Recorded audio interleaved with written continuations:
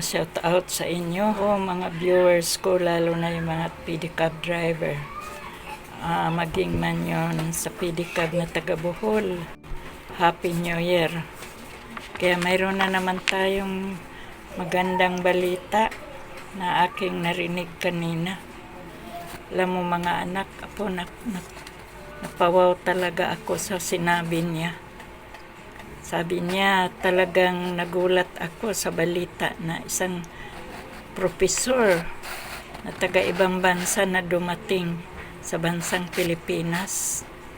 Sabi niya na hindi raw niya akalain na magulat siya sa kanyang nasaksihan ng Pilipinas.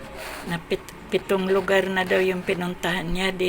Napahanga daw siya dito sa ating bansa ng Pilipinas.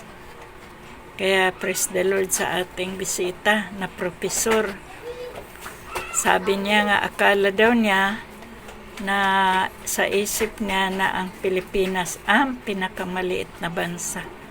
Pero noong inikot daw niya ang Manila, nagulat siyang may nabasa siya ng mga building na pinakamaluma pero matibay daw. Nakita niya matibay na mga building kahit luma na, mga lumang building.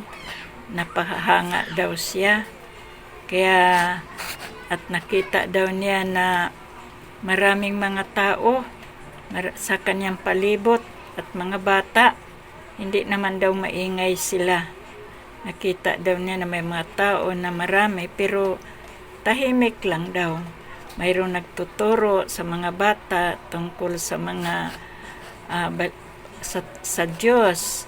May nagtuturo tungkol sa mga school. Nakita daw niya doon sa mga tabi-tabi.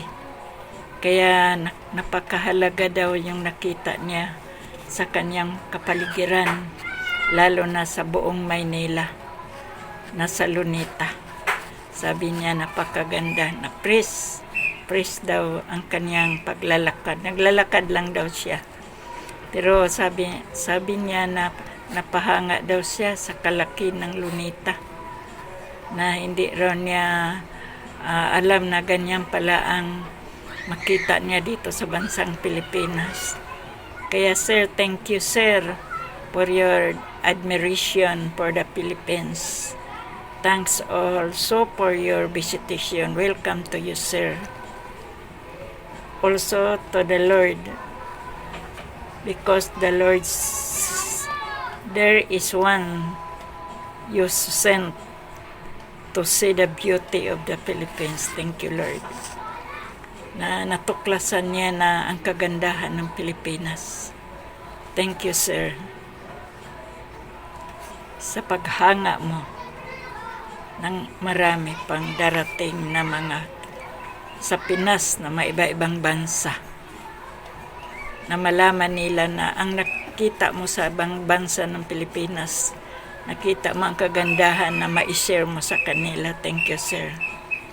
Kaya Lord, salamat din sa iyo sa pamagitan mo ng pagpadala mo ng tao na marami pang makabisita sa ating bansang Pilipinas.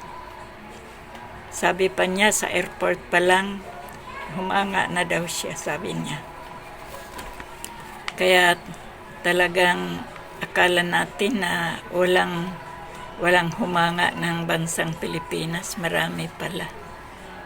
Kaya shout out sa inyong lahat. Happy New Year.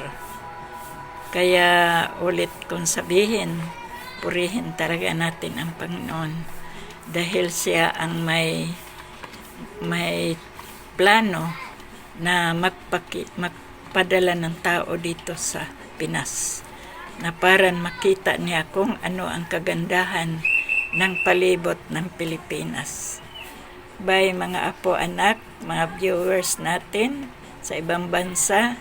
Shout out uli kay Dina Esparagosa sa Butuan, maging kay Ramona sa Chile, sa ibang mga bansa. Giselle, at iba-iba pa.